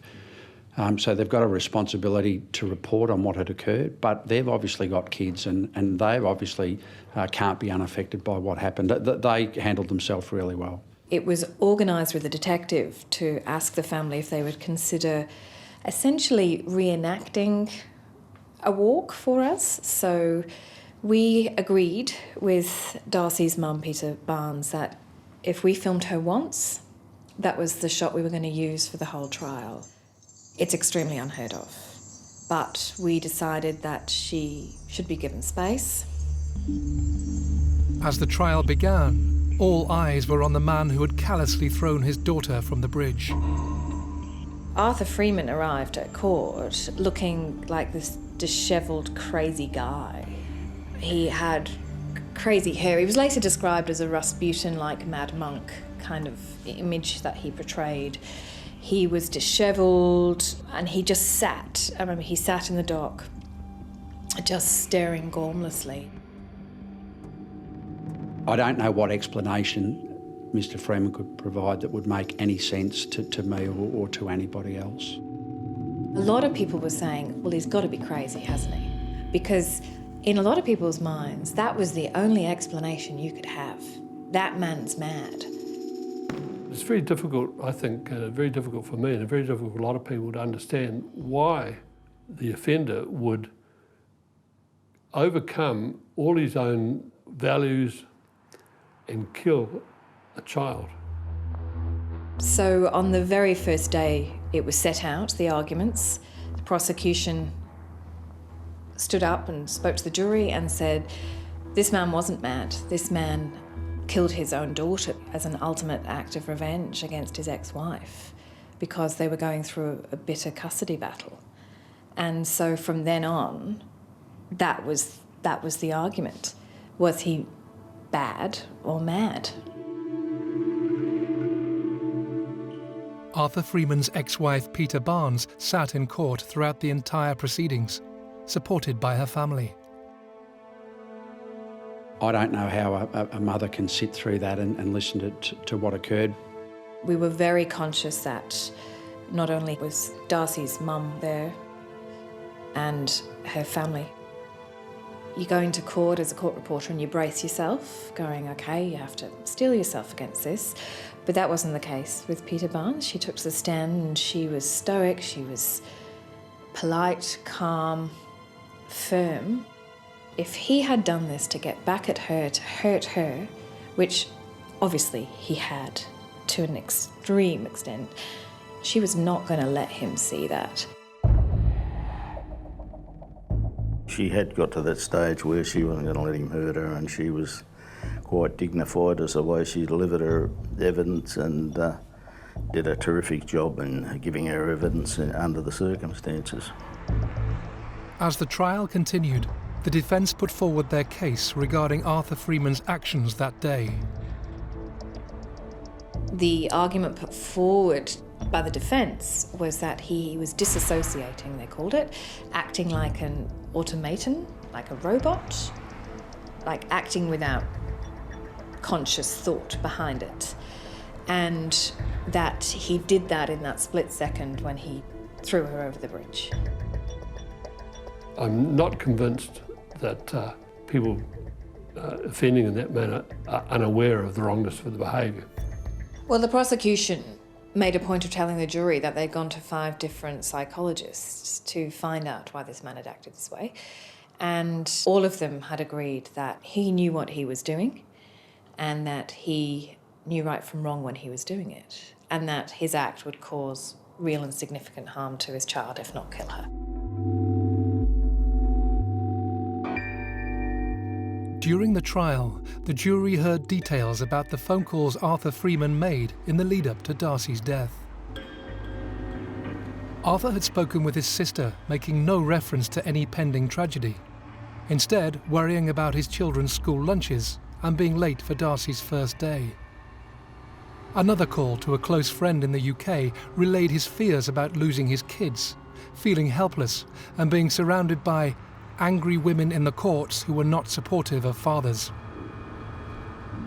He spoke to her of pursuing greater custody through the courts and offered no warning of the horror ahead. The call ended when her phone battery went dead. At 8:54 a.m, Arthur received a phone call from his ex-wife, Peter Barnes. She was concerned Arthur was running late to drop Darcy off. That's been the catalyst, and for some reason, that catalyst has been more powerful than their own awareness of the life of their kid.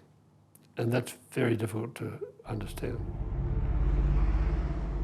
As Arthur Freeman approached the Westgate Bridge, the terrifying words he uttered over the phone to his ex-wife were a forewarning of his appalling actions. The words he said to his ex-wife over the phone moments before, "Say goodbye to your children," that are just chilling. And they probably illustrate his intentions at the time and probably his motives in terms of spousal revenge. I kill the wife, it's not going to make much difference.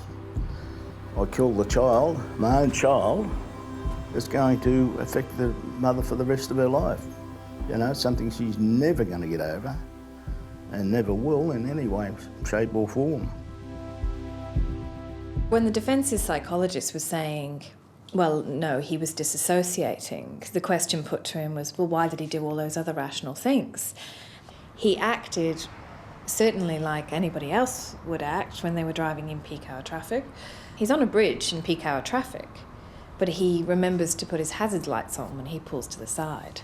If somebody is disassociating and not acting consciously, why would they do that? That's a very rational thing to do. As witnesses testified and evidence was put forward, Arthur Freeman sat silently in the dock, showing very little emotion. The pathologist came and detailed in very specific detail about the injuries that Darcy Freeman had sustained in that fall. And that was the only time that Arthur Freeman in the dock showed any emotion whatsoever. And he started to wipe tears away from his eyes. A lot of people actually do feel remorse once they're locked up. So we go see them in these cells after they've been charged or during the trial. And some are actually remorseful. Few, not everyone, but some are actually remorseful and contrite. And if they are, it makes the job easier to be able to tell the judge something about them. If they're not and they come up with all sorts of weird and wonderful issues of mitigation, then I hope we lose them. I think most of us went to court wanting to understand how a man could throw his 4-year-old child 58 metres to her death. And most people that you spoke to would say, well, he's mad, isn't he? He has to be mad. That was the explanation everybody had for it, because that's the only explanation, plausible explanation people had. You couldn't do that unless you had lost your mind. It's not normal behaviour, it is abnormal behaviour. It's not right, and it doesn't fit logically that in response to little Blue you had with the mother of the children, you go and kill the children. That's illogical and irrational.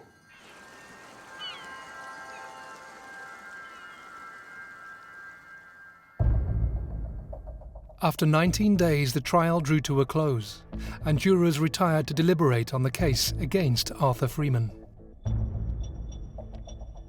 The jury was deliberating for days and days and days, and we're all waiting, and it had been about 5 days, and they kept coming back and asking questions of the judge, and it was very clear they were very confused about what they had to decide. So after about 19 days of evidence, the jury was asked to go and deliberate and decide whether Arthur Freeman deliberately killed his child or was mad. The thing that was confusing them was that they didn't seem to get, if he's not mad, then he did murder his child. They thought there was other things in between. Despite denying any memory of what he had done, Arthur Freeman accepted that he had caused Darcy's death. The jury had to decide if Arthur's actions were those of fluctuating madness or filicide. They were to decide whether this man was mentally impaired or whether he committed murder. But it seemed that they thought they were two separate things. So if he wasn't mentally impaired, then they had to look at whether he'd committed murder. But it was actually very black and white. So they kept coming in and asking the judge, and the judge kept repeating it in a lot of legalese, which is their job. That's how they do it. And then they came in and told the courtroom that they were deadlocked and they couldn't make a decision. And there was women in that jury that were beside themselves. They were crying and looked very frustrated. And there was a lot of tension in that jury. You could see it. Because some people got it, others didn't, and it just wasn't working. And I just kept thinking to myself, what if they come back and find him not guilty? Arthur Freeman never apologised for his actions or never explained why he did what he did. Often reluctant to appear in court, his trial was an examination of humanity. The jury had spent 5 days trying to understand why Darcy had died and was still no closer to a verdict.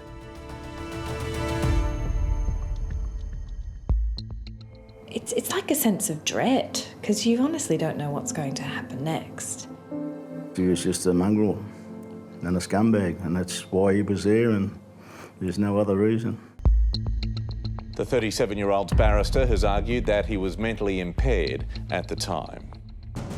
It was about 7 o'clock, and usually jurors go home at 4:30. And the judge had said to them, no, I think you can reach this decision. I would like you to stay back. And he said it out very clearly and in a way dropped the legal jargon and just went, if not this, then this. And they went back, and 40 minutes later they came back with a verdict. After 19 days of challenging evidence and 5 days of tense and emotional deliberations, the jury returned with a unanimous verdict of guilty. Arthur Freeman was responsible for the murder of his daughter, Darcy. I got in a cab and I burst into tears. Just a sense of relief. It was answered. The family had got their answer now. He was going to be punished for what he'd done. And I just cried. Just couldn't stop crying. As the family welcomed the verdict, Darcy's mother, Peter Barnes, read her victim impact statement in court and spoke of the heartbreak of losing her daughter. I think she only started to show how upset she was when she read her victim impact statement, but that was after he was found guilty. Where to start is a challenge, as this statement brings to the surface all of the raw emotions I live with daily. The saying, time heals all wounds, is not true for myself, and I don't ever expect it to be. Not a day goes by where I do not constantly think of Darcy, where I don't miss her and wish with all my heart that she was with me. You're never going to get over it, but if you don't do something about it and move on, and that's why these things of expressing yourself in the victim impact statements are all good therapy, and it's good therapy for the people to get it off their chest. No one can erase the thoughts and associated feelings I have of sitting in the hospital and having to tell the hospital staff that they were allowed to turn the life support machine off, of holding Darcy in my arms as she passed away and knowing that this decision would take her from me again, and knowing that there was no other option available to me. The sentence was aired live on radio so the community could share in the moment. The 2 local radio stations here decided to stream the audio of the sentence live. So people were driving around Melbourne listening to the sentence of Arthur Freeman. And I think the decision by the radio stations to do that was to give closure. And I think that was the right thing to do because people needed closure.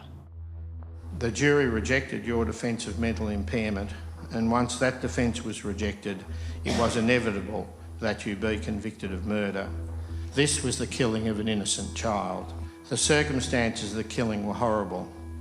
The throwing of your 4-year-old daughter from a bridge more than 80 metres above the ground could not be more horrible. It follows that you brought the broader community into this case in a way that's rarely, if ever, been seen before. It offends our collective conscience. The big question in this case was, should he get a parole period? Which would mean that you get a life sentence, but then you would get the opportunity to apply to be released from prison after a certain period of time. It was given that he was going to get a life sentence for the murder of his daughter. You'll be sentenced to be in prison for life. I fix a period of 32 years before you will be eligible for parole. It means that the earliest date you will qualify to be released will be the 29th of January 2041, when you will be 67 years of age. That's a big whack of a sentence. We have double murderers in prison with lesser sentences than that. Well, that particular judge was very good at the sentencing, and so it obviously affected them as well as everyone else in the community, and I believe that what he said was great that he said it, and I just wish more judges would sort of do what that particular judge did. He pointedly said a lot of people blame themselves, and then he very pointedly said, but you did this, you have to take responsibility for this. Because I can imagine all those people driving across the bridge that saw it. You know, do they replay it in their head? If I'd have rushed him, if I'd have got out sooner, if there would have been people that have passed that didn't stop at all. Just goes to show how many victims there are in this case. Her death would have affected so many people, from her mother, her brothers, to Freeman's family, to Peter Barnes's extended family, to the people who witnessed what they did, to the emergency services people. I'm told that some of those guys are still struggling today, because what I think you do is you try to make sense of something that just doesn't make any sense, and it's really hard to reconcile those two things. With criminal proceedings completed, Arthur Freeman sought leave to appeal his sentence, a request that was unsuccessful. Questions raised in the court case by Darcy's mother, Peter Barnes, with regards to her doctors were then addressed in a coronial inquest to explore if any lessons could be learned that might prevent similar deaths in the future. Criminal proceedings were wound up in 2011, and it wasn't until all these years later that the State Coroner, the Victorian State Coroner, decided to hold an inquest into her death to examine the roles of health professionals in the lead-up. The focus was on Peter Barnes's meetings with her GPs in 2007 and 2008, and the concerns that she allayed to those doctors, whether those doctors acted responsibly in not reporting her concerns to authorities. The inquest heard details that police had attended a domestic dispute between Arthur Freeman and Peter Barnes in 2007. After 7 years of marriage, Peter had expressed concerns for her children's welfare to her doctor at the time, after the police intervention. She had reported, I think, an incident where Freeman came over to her house one day and there was a wrangle over trying to get Darcy's younger brother. So police were certainly aware that, of instances of concern, and that was actually one of the reasons why the doctors didn't report or didn't disclose that information they were presented with to authorities, because they knew that the incidents had already been reported to the police. So they were comfortable, according to their statements, they were comfortable with not reporting it to authorities. Satisfied that police had dealt with the details of the 2007 domestic dispute, doctors stated there were no emotional or physical indicators evident to them that Arthur Freeman was a threat to his children at the time. One doctor said in a statement that even in hindsight, he just had no idea that Freeman would snap the way he did. If they indicate to me, yeah, I had woke up this morning and decided this is what I'm going to do, and some do, it is a different issue, psychologically, I think. And it, in my opinion, intensifies the disturbance of the perpetrator if there is premeditation. Those doctors never alerted authorities. The reason they didn't was because no one was able to really read Freeman's mood at the time. The Arthur Freeman they saw was always a man of a calm exterior, he was polite. Family violence is a significant issue, and this is the really extreme end of it. So we'd love to be able to stop it, but it's one of those things that you can look back in hindsight and perhaps point to indicators He was clearly upset, but the family law court stuff had been going on for some time. There was nothing to indicate that he was going to do what he's going to do. In 2012, Peter Barnes took legal action against Vic Roads after they repeatedly ignored advice to install safety barriers prior to Darcy's death, a case that was settled out of court. The coronial inquest into Darcy's death recognised the installation of barriers on the West Cape Bridge 2 months after Darcy's death had a significant effect on the prevention of jumping suicides from the bridge. There had been some other instances of people committing suicide on the West Cape Bridge. Since that time, there have been some barriers that have been erected, so people can no longer climb over or be thrown over the bridge. The inquest findings place responsibility for Darcy's death solely with Arthur Freeman.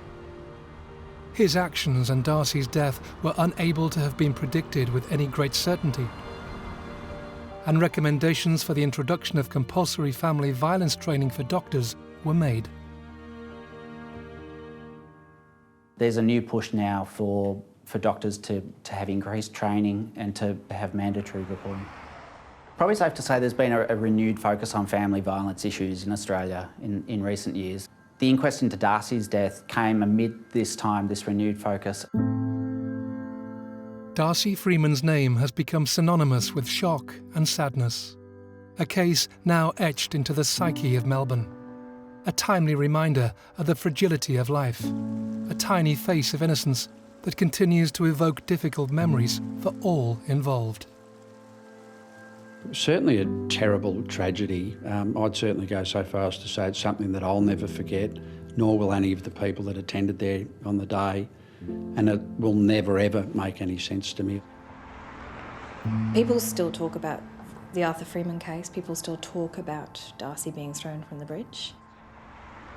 You hear people in Melbourne talk about how they drive across the West Gate, and even though we have massive security guards there now, which came about after this crime, people still picture it in their heads.